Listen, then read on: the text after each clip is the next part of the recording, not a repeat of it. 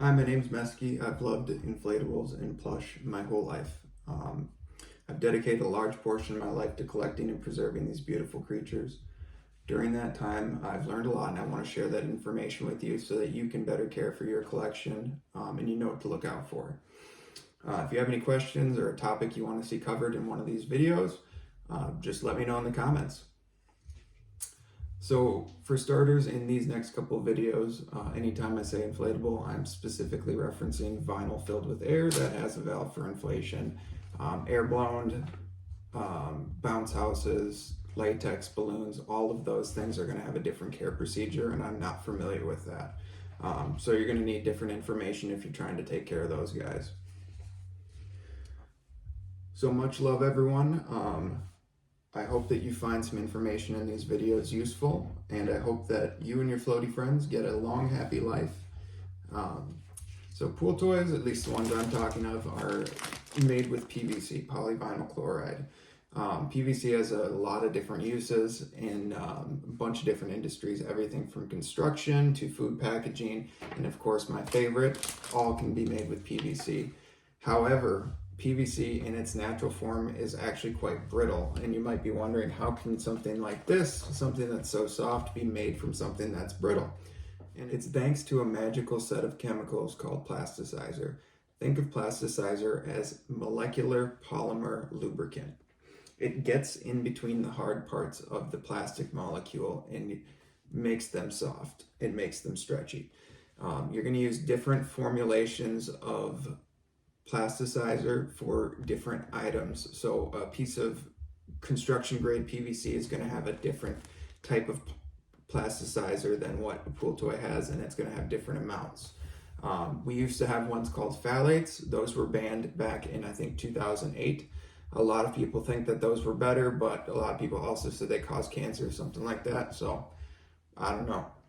I like these ones just fine. I like the old ones too.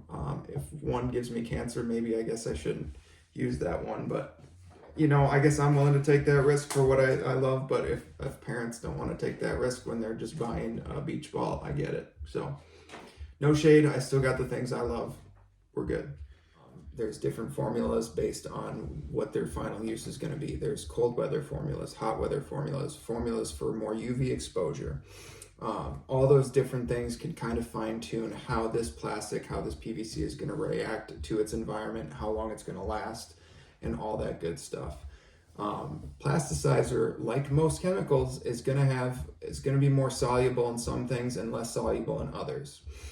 Basically, the plasticizer molecule is attracted to certain things.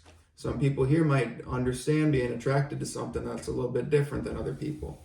So, well, the plasticizer here is perfectly fine hanging out in the PVC. There's some place it would rather be. It's kind of like when your buddy drags you to a party, even though you love your buddy and you're kind of having a good time, you'd much rather be at home not doing that. I got my own friends. I got my own party. Every time I walk to my house, it's a party. People might think I'm weird, but I'm having a good time. So, plasticizer is soluble in certain things, and those certain things tend to be solvent. Silicone is one. I won't go too into detail, but if you're using lubricants, you should use water-based lubricants and never use silicone, massage oil, anything like that. So plasticizer, when it comes into contact with these solvents, that it wants to be with those solvents, and so it migrates over to those solvents, just like how you migrate over to certain things that other people don't quite get. But that's fine. It makes you you. And that's what makes plasticizer plasticizer. So they hang out in here, but really they're dreaming of good old rubbing alcohol or lipids. What is lipids? Lipid is any sort of fat. Some minerals fall into that category. So cooking oil is a big one. It honestly even feels wrong for me to have the cooking oil around these guys. So let's move them out of the way. But then also you got lotion. Anything that contains lipids, so petroleum jelly, aquifer, that sort of thing, those are all lipids. Chapstick, your skin oils, those are all lipids. So when those get on a pool toy like that, the plasticizer migrates out of the vinyl and goes into that chemical that it's more soluble in. Then the vinyl has less plasticizer in it. And over time, the plasticizer, as that more of that leaches out, the plastic will start to get stiffer and stiffer. You maybe have even seen this on your toy or somebody else's, but it might start as just a little hard spot with a little bit of an oily look to it. But at its worst, it can be like very hard as a rock type plastic. So obviously cleaning them with a little bit of rubbing alcohol when you're getting ready for like a patch or a repair, totally fine. But in terms of cleaning, you don't want to spray them down with rubbing alcohol and try and wash that off, especially every time you're cleaning them. So the number one thing you want to avoid is getting these lipids and chemicals on them in the first place. So obviously you don't want to spray them in rubbing alcohol. You obviously don't want to coat them in cooking oil. You obviously don't want to rub your hands with Vaseline and then go give her a big hug. That's a bad idea.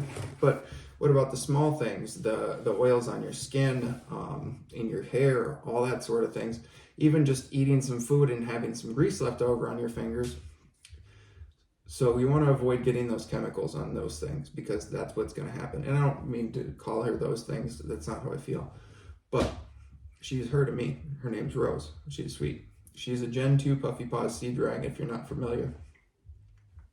We want to prevent the solvents from getting in contact with them in the first place. But so step 2, in the event that you do get those things on them, and you will get those things, the grease from your skin, lotions and things like that, that will end up making contact with them. The important part is to clean them off thoroughly and consistently. So anytime there's prolonged skin-to-skin contact, anytime that you get sweat on them, anything like that, you're going to want to clean them pretty much immediately afterwards, and you're going to want to do it thoroughly. We'll talk about how to do that here in just a minute. Another thing you're going to want to do is make sure you're clean, your clothes are clean, your sheets and comforters. Make sure that everything that comes into contact with them are clean. So if you come home from a long day of work and you're covered in sweat and grease and dirt, don't just run in and give her a big hug. Shower first. She can't be clean if you're not clean. I mean, unless you're just not touching her, but that's kind of the whole point of having them, is to interact with them. And so I don't think that you should necessarily limit your interaction with them, but you should definitely change the way that you interact with them in order to preserve them. And a big part of that is make sure you're clean, make sure the things that touch her are clean, and then clean her off when she does get dirty. If you do sleep with them in bed, you're going to want to wash your sheets and blankets. You're going to want to wear pajamas and wash those. And then the first 2 rules apply. You're going to want to make sure you're clean and make sure to clean them off. All right, so let's talk about how to clean them. And it's actually quite simple. Dawn dish soap. And this is one thing that I almost always buy brand name. There are soaps that do have lipids in them, bar soaps, body washes, things like that. But Dawn dish soap is generally considered safe. However, Dawn dish soap should always be diluted. It's one of those things that even when you're washing dishes, you only put like a little squeeze of this in with the whole dish. So I have one of these spray bottles, fill it up with water, and then I put maybe half a teaspoon at most of Dawn, just like a squeeze in there. You want it to froth up when you shake it. You want it to have a nice light blue hue to it. But when you spray it, you don't want it to leave a greasy, soapy residue on them. So obviously once you get sprayed with the soapy water, after that, you're going to want to wipe her down and then rinse quite thoroughly with regular water. It is a little bit difficult to rinse them off inside. Another thing is you're not going to want to use anything that's abrasive. So sponges aren't a good idea, because this is like a sandpaper. I could rub it on this table and eventually the varnish will come off and it'll take a long time, but same thing with them. It does scratch the material, damage paint and that sort of thing. You can use a towel, paper towel, even like a sponge that would be meant for a car would be just fine. Personally, I almost always just go for paper towel. I know it's clean. All right, let's give this dirty girl a bath. All right, here she is in all her glory. And she's got a blanket on her to protect from my skin oils and from a big orange kitty cat. Dexter, why do we have this blanket up here? You know why? Yeah, that's right. A few too many times. It's unfortunate nature of owning a cat, but either way, the blanket is nice for a couple of reasons. Protects from claws, protects from skin oils, and I get to undress my lovely lady. Normies don't get to have all the fun. It's a nice little touch. So I'm just gonna give her a little spritz and show. This is the soapy water. Just give her a nice little spray on all the spots that you touched and just try and get everything. Nice little bits of paper towel here. If you are gonna use a towel, just make sure to use a clean one. And give it a good rub. You don't really wanna get, like you don't wanna, you're not trying to rip her skin off, but it's just like when you're in the shower, you're not just gonna slap some water and rub a bar of soap over. I mean, I guess maybe some do, but not me. Gave it a good scrub, And it's fun too, because now she's enjoying it, you're enjoying it, everybody's having a good time. All right, so now she got the soapy water on her, and it's all wiped off. So at this point, I grab another towel, another dry one, and then I grab the water spray bottle. So this is just plain water now. We're gonna rinse her off. If my spray bottle works. But honestly, even with the dilution of that soap that we did here, honestly, she is not even having too much residue. You could probably be all right just not even rinsing her, but I do recommend rinsing her because you don't want that oil, or not the oil, but the soap, the suds to build up on her.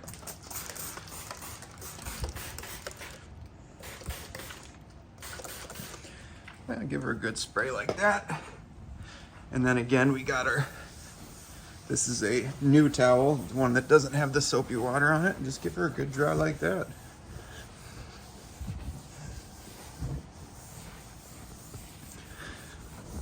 Now, like I said, it would be ideal to just go and have a big shower and just bring her in the shower and suds her up and wash her like a car. But I don't have a shower that big. One more little spritz just for good measure.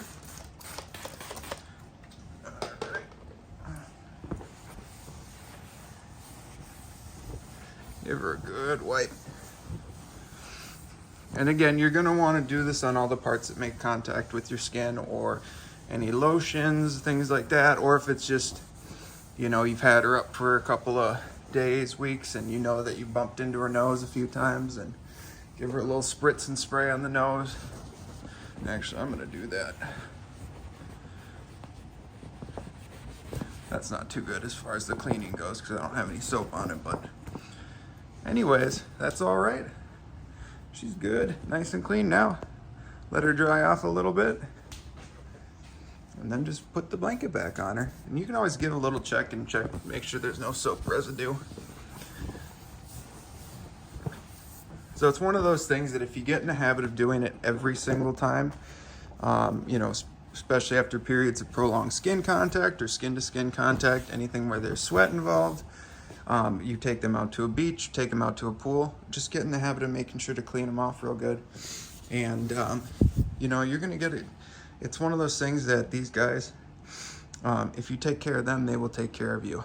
I have 20-year-old toys in our collection, and if you take care of them, they will take care of you. They'll be here for you when you need them. So, all right.